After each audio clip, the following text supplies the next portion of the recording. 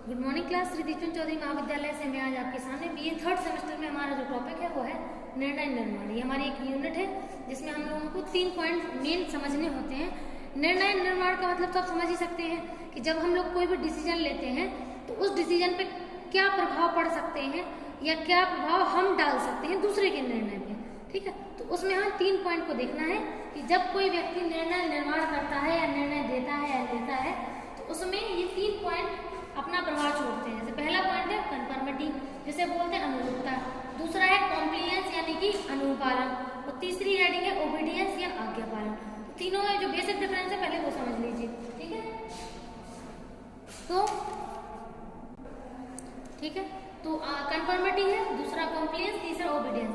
इन तीनों में डिफरेंस ये है कि जो कन्फर्मिटी है, कन्फर्मिटी का मतलब ये होता है कि अगर 2, 4, 6 व्यक्ति किसी एक निर्णय में अपनी सहमति दे रहे हैं तो जो बाकी के बचे व्यक्ति हैं वो भी सहमति दे देते हैं। ठीक है, ये हो गया अनुरूपता। अनुरूपता का मतलब दूसरे के अनुरूप कार्य करना। उसने आपको ना फोर्स किया है ना आपसे रिक्वेस्ट की है, कुछ नहीं किया है, उसने केवल अपने ओपिनियन रखे हैं।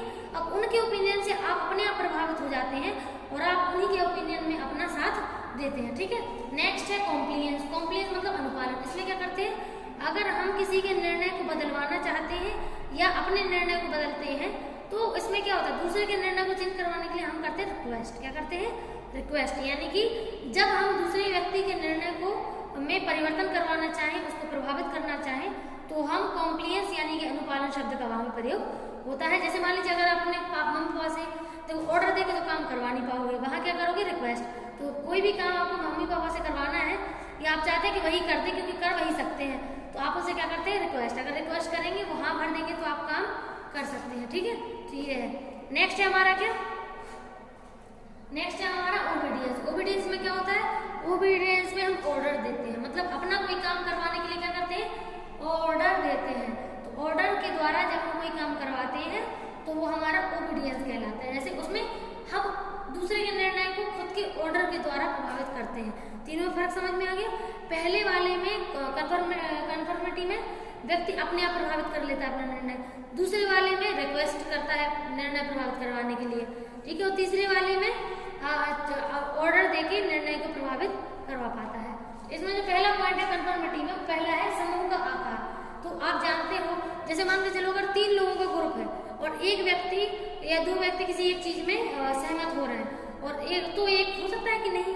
देखो जैसे कहते हैं ना कि जहाँ भीड़ खड़ी होती है वहीं और लोग खड़े हो जाते हैं कि हम भी तो देखें कि ये क्या देख रहे हैं। तो हालांकि पता उनको भी नहीं होता जो खड़े होते हैं, ना पता उसे है जो खड़े हुए हैं या जो दोबारा मतलब वहां पे खड़े अभी नए हुए हैं। तो कभी किसी को नहीं पता होता कि वो देख क्या रहा है, लेकिन उस भीड़ को देख के अपने आप को वो प्रभावित हो जाते हैं और उस जगह चले जाते हैं। तो भीड़ का प्रभाव सच में पड़ता है, ये बनी बात है। कहते हैं भीड़ के साथ चलना, मतलब अगर कुछ लोग किसी एक चीज के लिए सहमत होते हैं तो बाकी लोग उनको देखा देखी ही सहमत हो जाते हैं, उससे कहते हैं कन्फर्मिटी। ठीक है, तो यहाँ पे ग्रुप का आकार तो देखो मेन है, बिल्कुल इसका प्रभाव पड़ता है।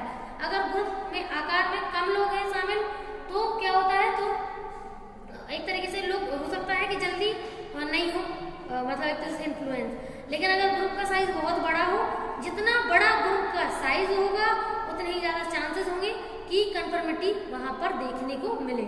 नेक्स्ट है कार्य की प्रकृति। तो नेचर ऑफ वर्क भी इंपॉर्टेंट होता है कि काम कौन से प्रकार का है। अगर वहां पे कन्फर्मिटी दे सकता है देगा, अगर उसको अपना ही ओपिनियन देना है तो वैसे फिर वो कन्फर्मिटी नहीं दे पाएगा। तो नेचर ऑफ वर्क भी बहुत इंपॉर्टेंट है। नेक्स्ट है अभिव्यक्ति। अभिव्यक्ति मतलब लोगों के हाव भाव, उनकी प्रतिक्रिया, वो किस काम के लिए क्या प्रतिक्रिया दे रहे हैं। ठीक है, तो ये पॉइंट, तो अभिव्यक्ति ही हमें ये बताती है, हम सामने वाली की अभिव्यक्ति से पता कर सकते हैं कि सामने वाला उसमें कन्फर्मिटी दे रहा है या फिर नहीं दे रहा है। और लास्ट है व्यक्तित्व।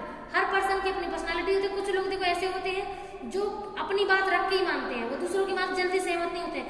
कुछ ऐसे होते हैं कि जो बिल्कुल कभी सहमत नहीं होते किसी बात से। कुछ ऐसे होते हैं जो अपना लॉजिक यूज नहीं करते, सामने वाले ने कह दिया तो हाँ ठीक है, तो हाँ ठीक है मतलब वो कन्फर्मिटी में हमेशा रहते हैं। अलग अलग प्रकार के लोग देखे जाते हैं। ठीक है, नेक्स्ट है हमारा कॉम्प्लियंस। कॉम्प्लियंस में हम रिक्वेस्ट करके दूसरों के बिहेवियर को अपने अकॉर्डिंग अपने फेवर में वो कॉम्प्लियंस के थ्रू या अनुपालन करवा पाते हैं।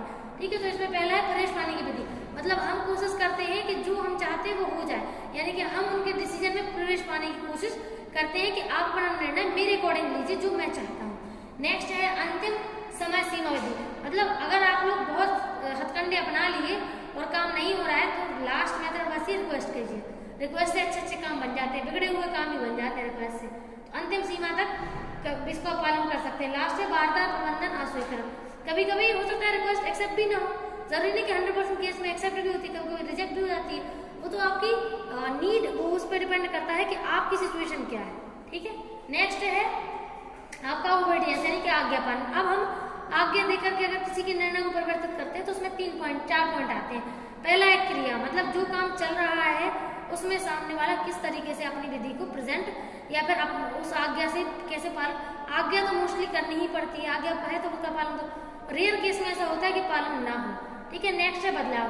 तो जब आज्ञा पालन करवाए जाते हैं तो बदलाव भी देखे जाते हैं। नेक्स्ट है प्रभाव। तो प्रभाव तो पड़ ही रहा है उसके डिसीजन पे, जब तो आपके डिसीजन से उसने अपने डिसीजन को चेंज किया। लास्ट है निर्णय निर्माण, यानी कि वो निर्णय का निर्माण करते हैं। ठीक है, इसमें अगर कोई डाउट हो तो बता सकते हैं, बाकी बताइए। Thank you.